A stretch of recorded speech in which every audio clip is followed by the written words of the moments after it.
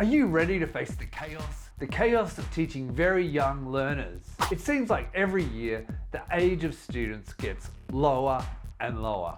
First it was 6, then it was 5, then 4.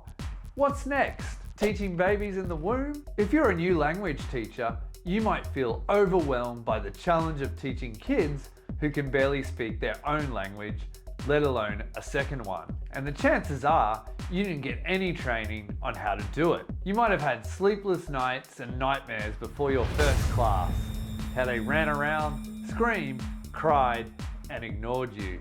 It doesn't have to be this way all the time. In fact, it can be much more fun and rewarding than you think. In this video, I'm going to share with you some tips and tricks to make teaching very young learners a breeze. Stay tuned and find out how to turn the chaos into magic. Hi, I'm Damian, a vlogger at Pavilion ELT. Welcome to the May-June issue of the Modern English Teacher, where we explore different teaching approaches. In this episode, I'm going to talk to you about James Heal's article, The Magic Fours. This article caught my attention because it brought back some bad memories of my early days as a teacher. My first job was in Thailand teaching English to a group of 5 to 6 year olds. I had no idea how to teach young children and no training to support me. When I entered the classroom, there was no one to greet me. They had all hidden under the table and were giggling at me. I tried everything to get them out. I asked nicely, I bribed them, and I shouted at them. Nothing worked. Finally, I gave up and ran to reception to get some help from a Thai staff member. I don't remember much of what happened next, but I'm sure it wasn't pretty. What I should have done was have some fun and join them under the table for the beginning of my lesson. And that brings me to Heal's first tip. Go with the flow. You're not teaching them for a test, a grade, or how to use the past perfect passive. You're teaching them to enjoy learning a new language. If your students are under the table, join them under the table. Make sure you have a lot of materials to keep them interested and engaged. Flashcards, realia, toys, songs, and games are your best friends. They get bored easily, so change the activities frequently. A good tip I learned from my school is to use the roller coaster when planning lessons. Draw a simple graph of your lesson and make sure you have a mix of high energy and low energy activities. The younger they are, the more shifts in pace are needed. Be prepared to dance, sing, pull silly faces, and use strange voices. Just have fun. You need clear rules and boundaries. They're still learning social skills at home and school, so they might not realize that they need to share, take turns, and work with others. Don't give lengthy explanations why you shouldn't bite or stick a pencil in somebody's eye. Ouch. Heal believes a stern no and eye contact are enough. At my school, I also like to refer back to the school values.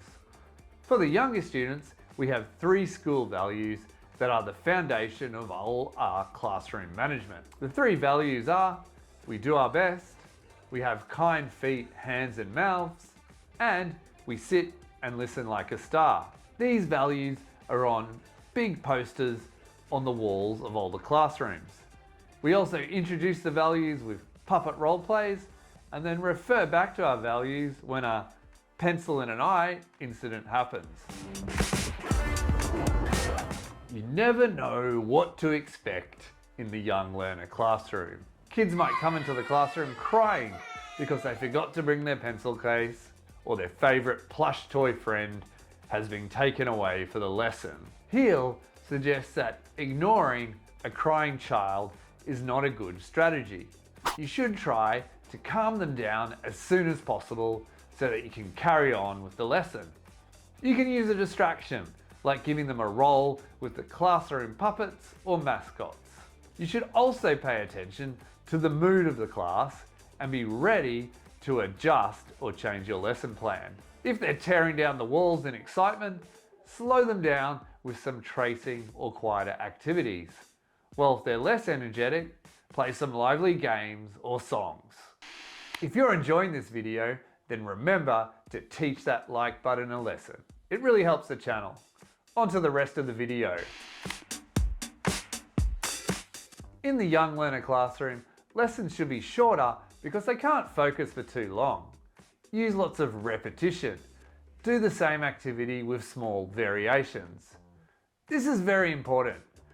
I've seen many new teachers go through materials too fast when they just needed to slow down and make the most of the materials they had.